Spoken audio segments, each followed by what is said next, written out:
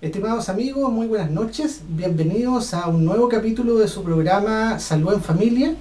En este capítulo número 12 hemos traído para ustedes un tema tremendamente interesante como son las enfermedades oftalmológicas más comunes que habitualmente nuestros vecinos presentan y que son un motivo de consulta recurrente en atención primaria.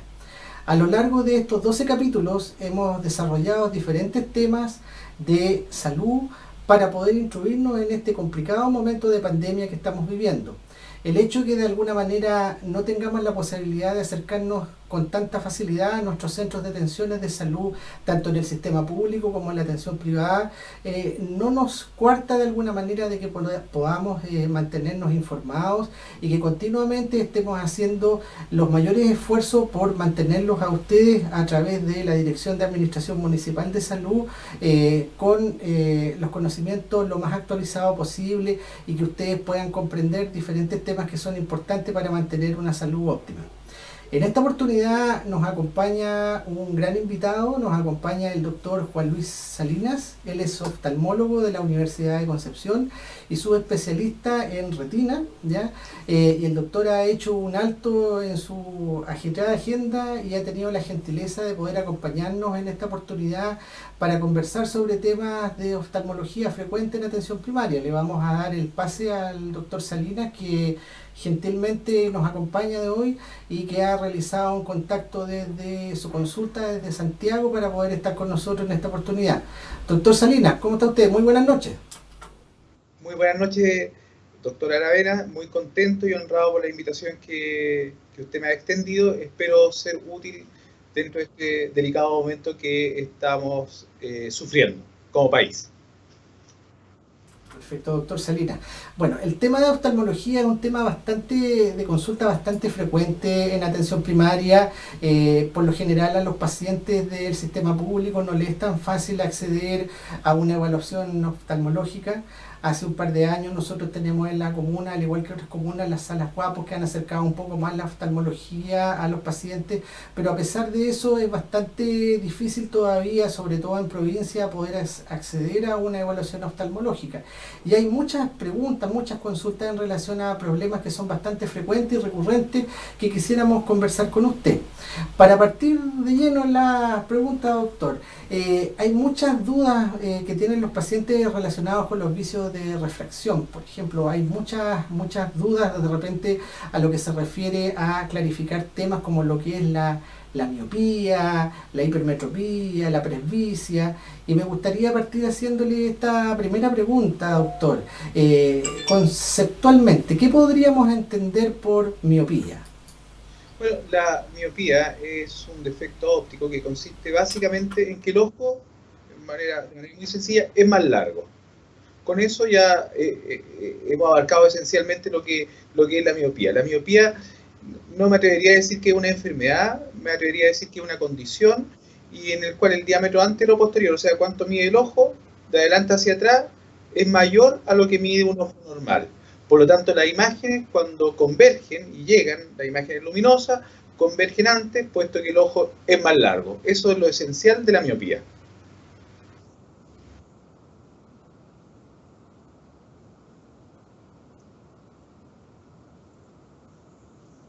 Es básicamente lo contrario, vale decir, el ojo es un poquito más corto y las imágenes tienden a converger en la parte más atrás del ojo, porque el ojo, como señalaba, es más corto que lo normal.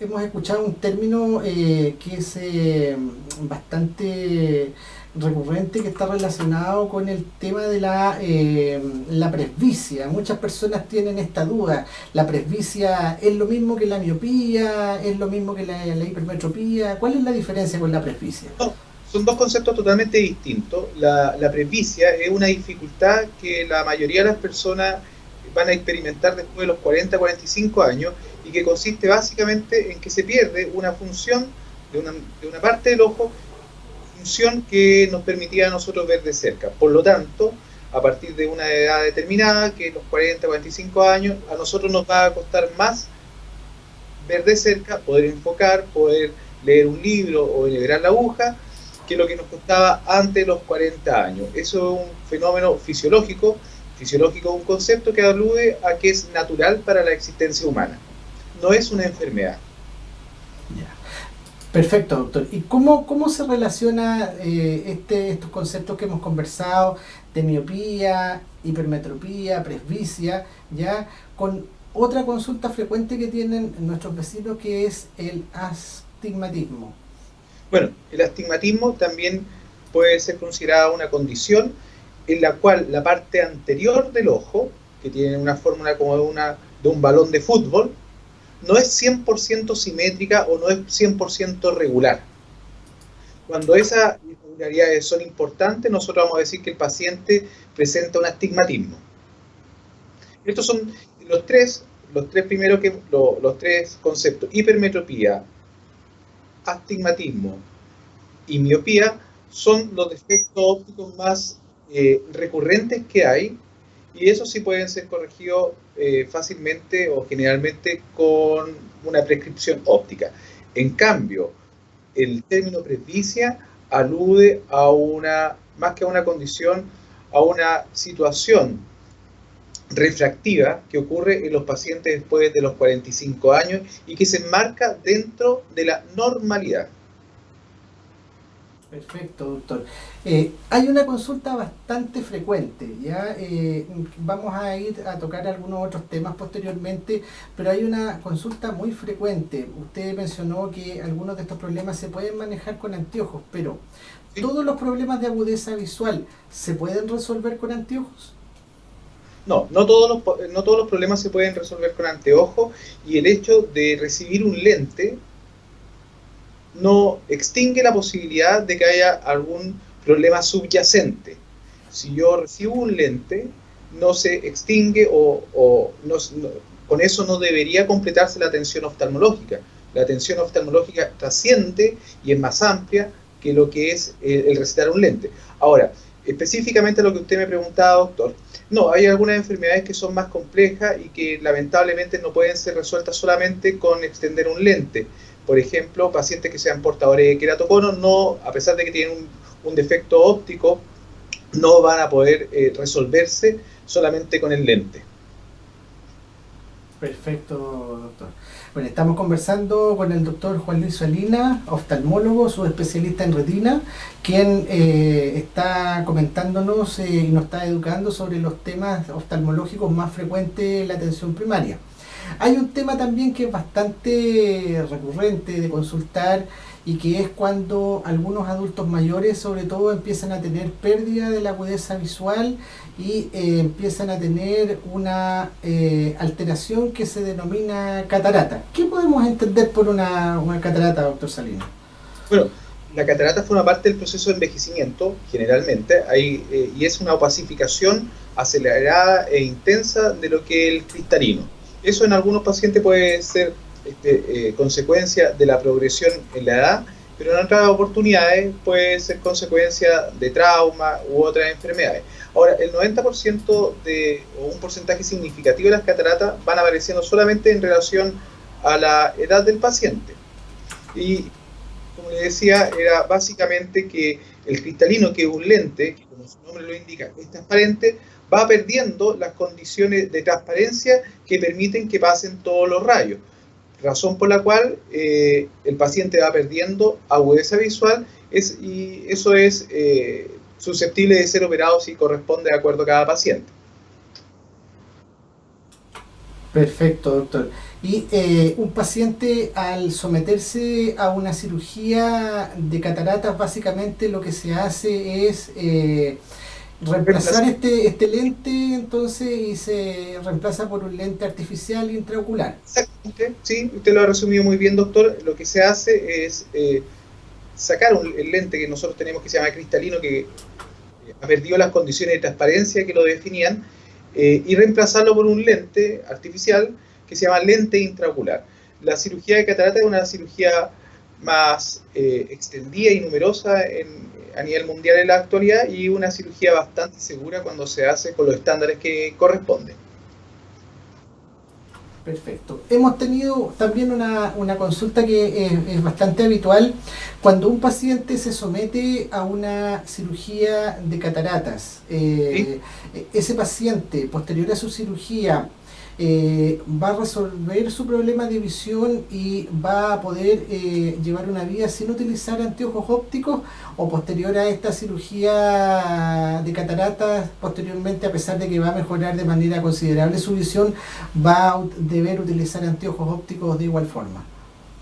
Mire, es relativo. Generalmente el paciente, si está correctamente operado, el paciente ya no va a necesitar lentes para ver de lejos, por ejemplo. Pero sí va a necesitar lentes para enhebrar la aguja o para hacer cosas de cerca. Pero en la actualidad también se disponen de otras cirugías que permiten corregir la falla de visión tanto de lejos de cerca, que conllevan el uso de unos lentes que se llaman lentes multifocales, que al paciente le permiten ver de lejos y también le permiten ver de cerca, razón por la cual ya no tendría que estar utilizando un lente adicional externo. Perfecto, doctor. Ahora, también hay una duda bastante frecuente cuando nuestros pacientes son derivados al especialista para poder evaluar si son candidatos a una cirugía de cataratas. En este momento, los pacientes tienen una duda bastante habitual, que es, por ejemplo, cuando se operan estos pacientes de catarata, se operan ambos ojos al mismo tiempo, se opera un ojo primero, se da un par de semanas posteriormente. Muchos pacientes le tienen un poquito miedo de que a lo mejor el lente intraocular no quede al 100% bien. Es una consulta bastante frecuente. ¿Qué nos podría contestar, doctor? Bueno, doctor, generalmente no se operan los dos ojos al mismo tiempo. Eso no se hace en la actualidad mucho.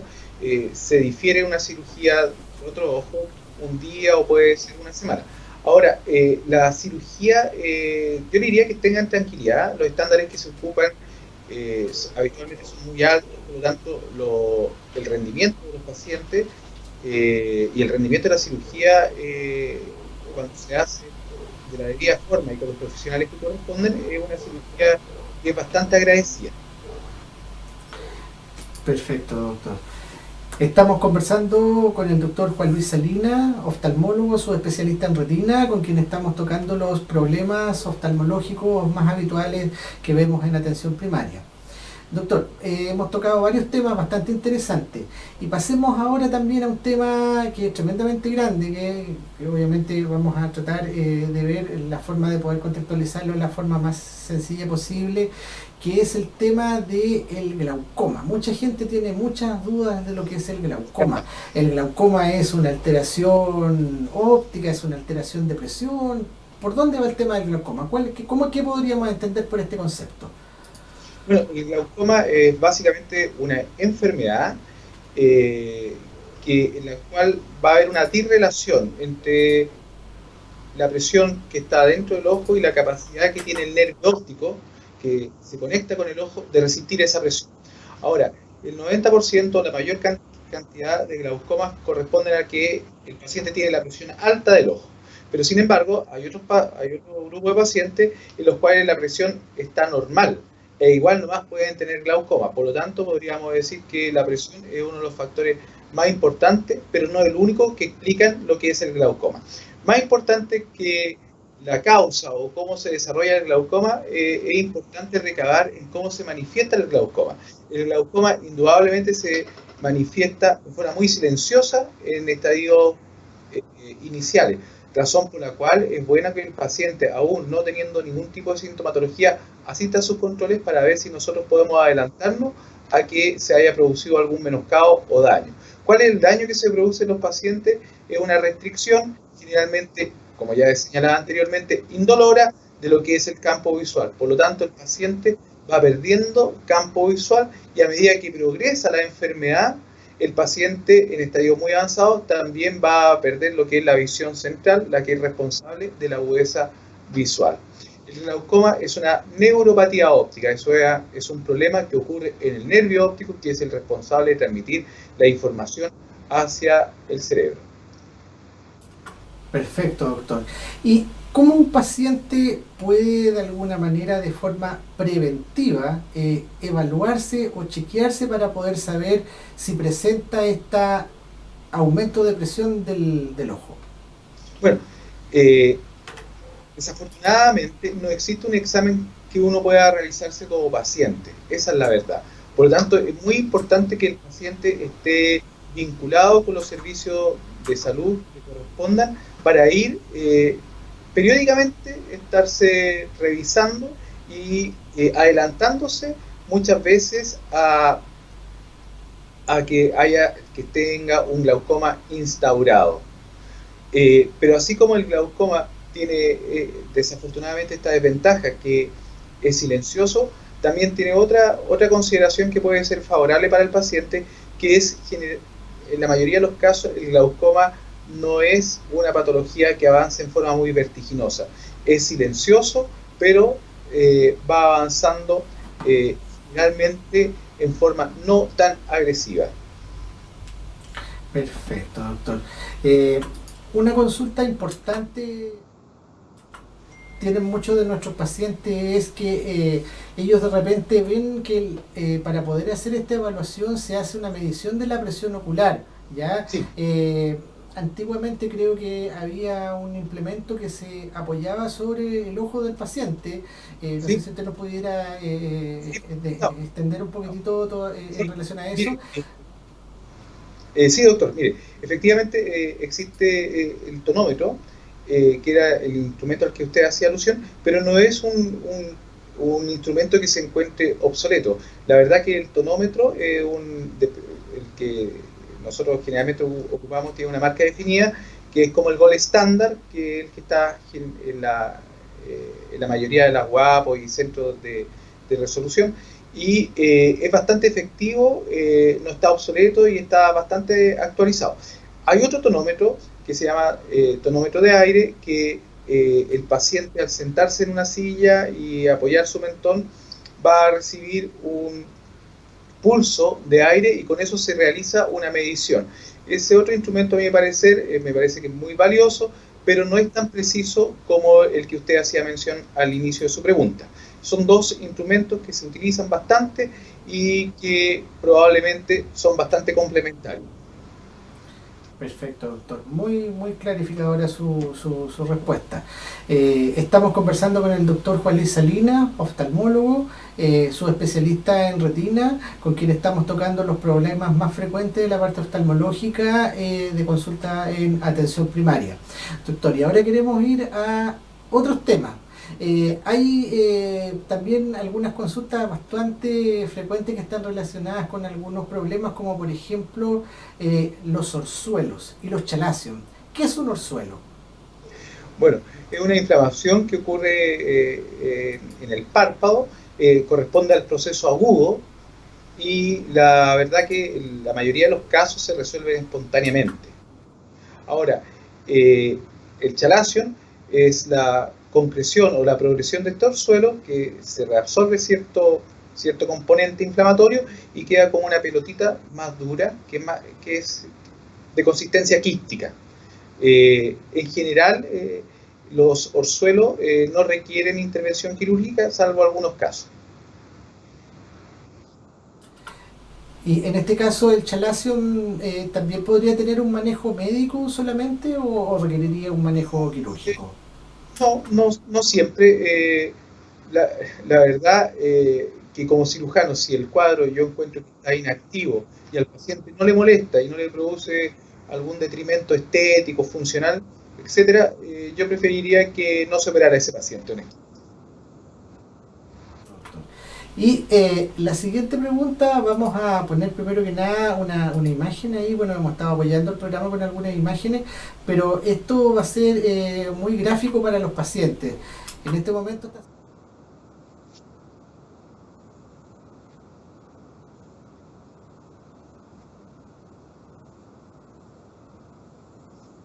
¿Ya?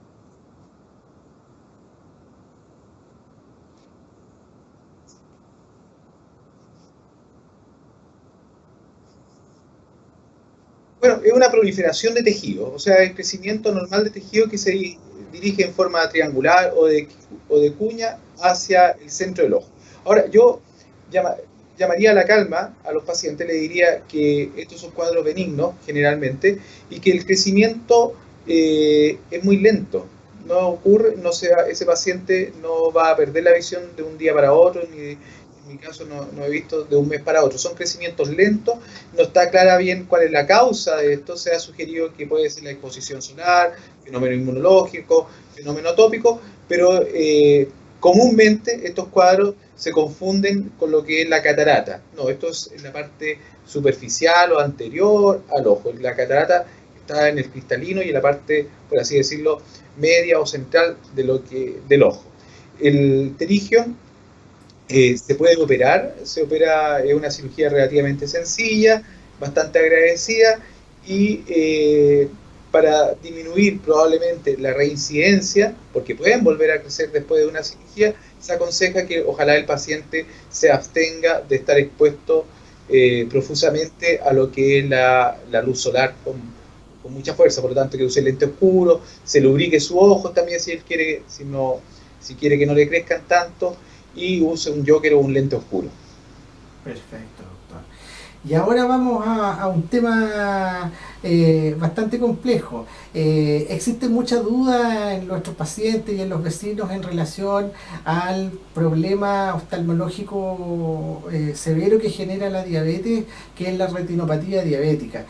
Los pacientes tienen muchas dudas en relación a este tema, y es muy importante que de alguna manera podamos ejemplificarlo de la mejor forma posible, que es mejor que usted ahí para que nos pueda instruir, educar en relación al tema. Muchos pacientes piensan que el tema puede solucionarse con lentes, pero gráficamente y de la forma más sencilla, doctor, ¿qué es la retinopatía? ¿Qué hace la diabetes? ¿Qué daño provoca en el ojo que genera alteraciones visuales en los pacientes?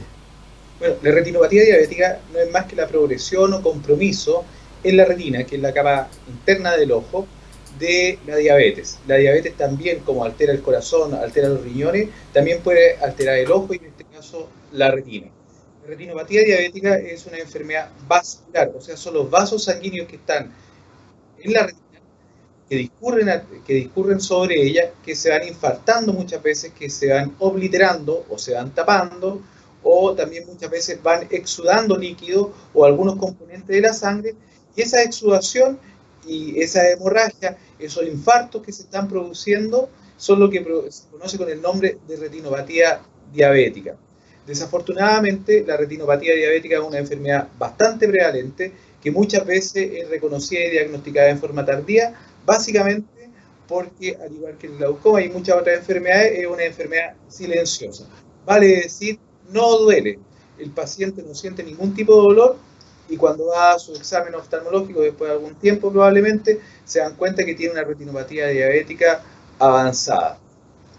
Es eso básicamente. Ahora, la retinopatía diabética en estadios iniciales no se trata oftalmológicamente, se trata más bien con un manejo sistémico que consiste en que el paciente ande bien compensado metabólicamente, maneje buena hemoglobina glicosilada, el paciente no sea sedentario, tenga una salud total, integral, que esté bien llevada, pero en estadios más avanzados sí existe una gran cantidad de tratamientos que han permitido disminuir bastante el riesgo de ceguera en la actualidad, como son la fotocoagulación y algunos tratamientos inyectables se pueden administrar en el ojo mismo.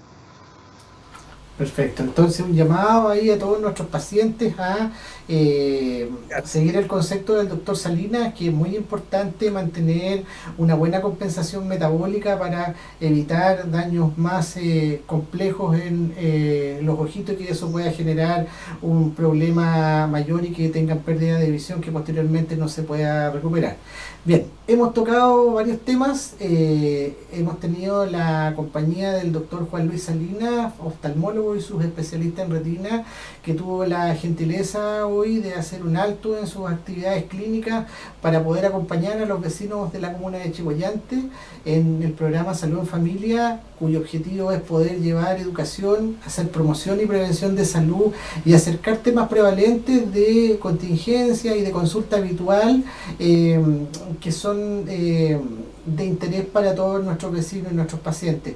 Doctor Salinas, queremos agradecerle su gentileza, su tiempo, su buena disposición para poder participar con nosotros y darnos la posibilidad y a nuestros vecinos de poder optar a un subespecialista de primer nivel como usted, de que puedan nuestros vecinos tener la posibilidad de poder educarse y poder aprender de estas consultas tan frecuentes en la parte oftalmológica, y que a nosotros en la parte pública muchas veces nos cuesta bastante poder acercar a los pacientes a un subespecialista. Doctor, le vamos a dar la palabra nuevamente para que pueda despedirse de nuestros vecinos y agradecerle.